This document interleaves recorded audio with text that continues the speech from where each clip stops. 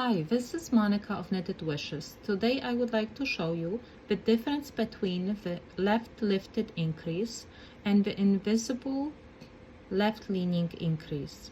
They are very similar, but in one, both stitches are knitted, in the other one stitch is slipped and the other stitch is knitted. First I'm going to show you how to work the left lifted increase.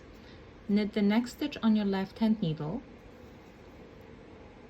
With your left hand needle, pick up the left leg of the third stitch below the right hand needle and knit it through the back. This is the left lifted increase. And now I'm going to show you the left leaning invisible increase. Insert your right hand needle into the next stitch on your left hand needle, purlwise, and slip it off the left hand needle. Now in the other increase we knitted this stitch. Here we are slipping this stitch.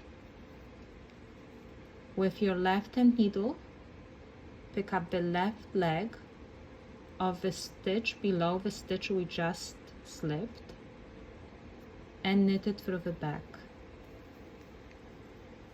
And here are the two increases. First one and the second one. I find this one to be more invisible than the first one. One more time.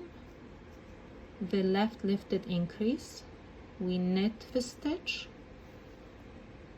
then we pick up the left leg of the third stitch below the right hand needle, knit it through the back,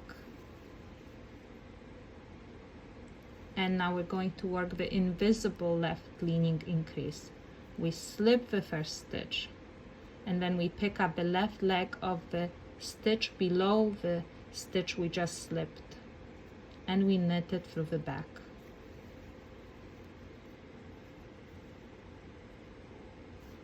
And here you can see the difference. Here both stitches are knitted, and here the first one is slipped and the second one is knitted. Thank you for watching.